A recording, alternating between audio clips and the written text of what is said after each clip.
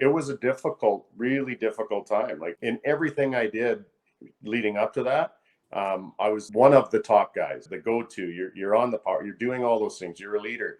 And then to be told just like that, and really at that level, not necessarily told why.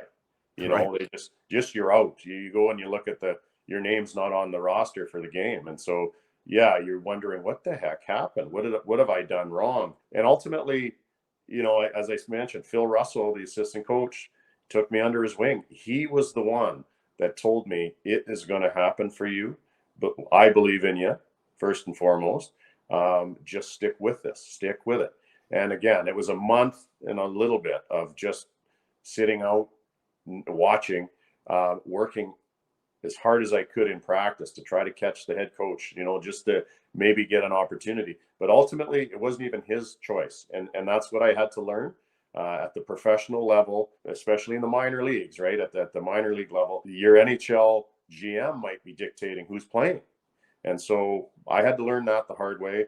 And ultimately, it was a great experience. I went through it, battled through it, had a positive attitude, kept working. It ultimately turned out really well for me, and became one of the leaders on that team within a year. So you have to go through that, and every kid that plays the game, if they're going to go to a higher level, are going to go through something like it.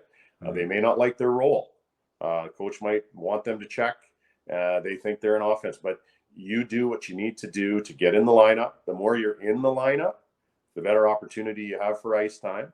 Then you do the best with your ice time, and that's ultimately the message. You are not owed anything in the game. The game owes you nothing. You need to earn it all, and that's what I learned there. Sometimes it's not fair. Just go and earn it every day. Do the best you can. The truth of it is, some guys need to earn it more than other guys need to earn it. Yeah.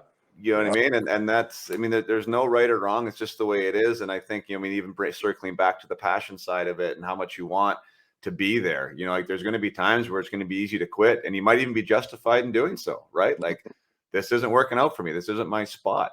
But it's amazing how many guys reflect on the times that might have been the hardest times in their life, and the fact that they got through it was the best thing that happened to them. Yeah. Like that was the biggest learning piece of their entire career, was the time where they hated the game the most, potentially. It's a great point, Jason, and I reflect on that time. It was difficult, but you're right.